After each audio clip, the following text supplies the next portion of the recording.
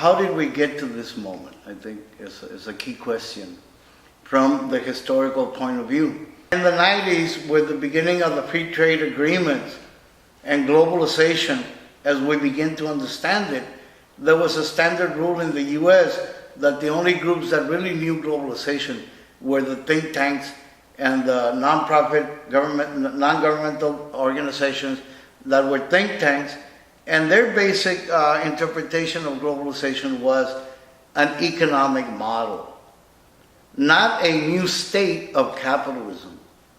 And so there's a big debate about that, but we think that there was a shift, a definite shift in capitalism to a more like now capitalism on steroids, and speed at the same time, something like a monster.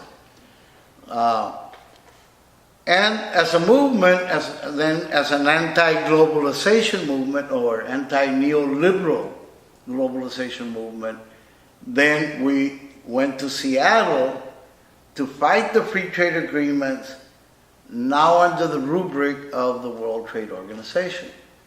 That protest in the Battle of Seattle was so tremendous and impactful that it shut down the WTO meeting. It not only did that, but it raised a number of key questions what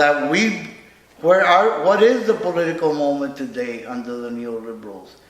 What is we need to have a connection with the global South movements. We cannot just be within the U.S. boundaries and only look at changing things within the U.S.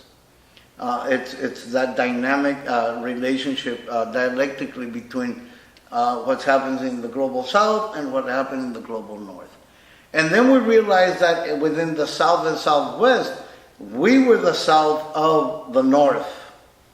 So we had more in common with the global South than sometimes we had with the global North, as far as struggles and experiences. And so out of Seattle came the approach of how do we reconstruct the movement in a new paradigm. And that became the World Social Forum as an open space to bring the movements together to deliberate, debate, and share information about how and what we're going to do to bring about social change.